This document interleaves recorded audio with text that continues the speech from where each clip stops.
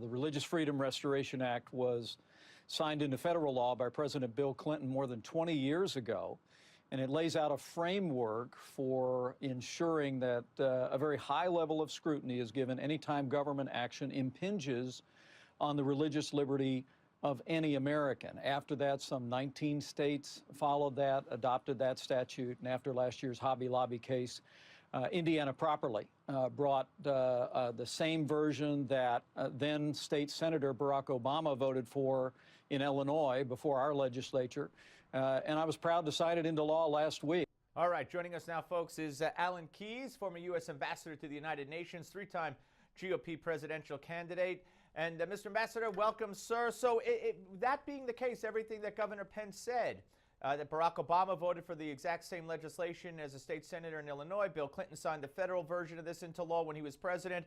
Why is this becoming an issue now?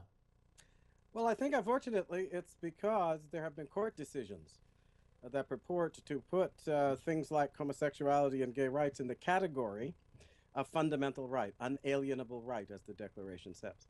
And throughout American history, unalienable rights have trumped laws. So if a law requires somehow that you be in violation or allows or tolerates violation of basic unalienable rights, that law is struck down. That was the basis for the reasoning in things like Brown v. Board and other things that talk about how you can't have racial discrimination. So it's very problematic when you start fabricating rights to cover behavior rather than to cover those things that are, as it were, as the Declaration said, ordained by the laws of nature and of nature's God, so that there's no limit to the restrictions that you could put on religious conscience. The question I'd have is this. If you happen to be somebody who runs a kosher restaurant and people come want to get married and have a banquet at which all kinds of pork is going to be served, are the courts going to force you to cook pork? That's a very good question. That's an excellent question. And of course, so what do you see as the future of this bill? Well, I think the future ought to be that the people at the state level just need to stand their ground. I read an article today that suggested they're going to make changes in all of this. I don't think that that's at all appropriate. The courts are doing what they have no right to do. What under the Constitution, by the 9th and 10th Amendments, is explicitly forbidden to them. They are trampling on the antecedent rights of the people of the states to deal with the issue of marriage and things of this kind according to their sovereign will at the state level.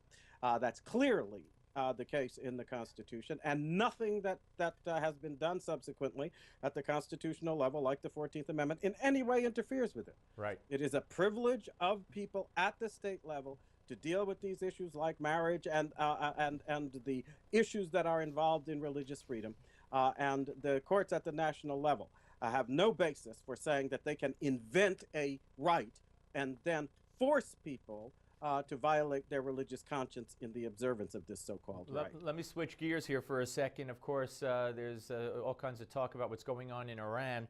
Would it surprise you to hear that according to a reporter who is covering these talks, Laura Rosen, in Switzerland for the DC-based online publication Al Monitor, John Kerry, when asked in a deli or a grocery store, will there be a deal, he said, Allah willing.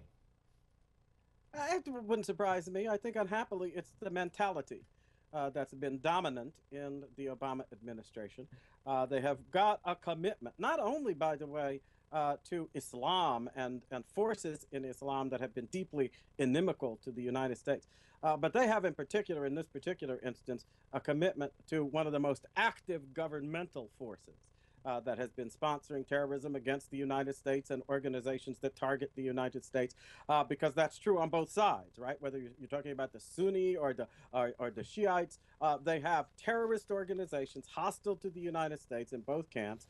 And what I think is quite telling is not, though, the Islamic commitment, even though I think there was a certain dishonesty about the way that this man ran for office, right? Who knew he was going to be the first Islamic president? This was not even allowed to become a focus of any interest because he lied about it and is still lying, in my opinion. But leave that aside. The question is the Islamic bomb, the Iranian bomb. Yep. and whether we're going to tolerate a negotiating approach that essentially comes to a deal that allows it to move forward. I think that's deeply dangerous to the world. I couldn't agree with you more.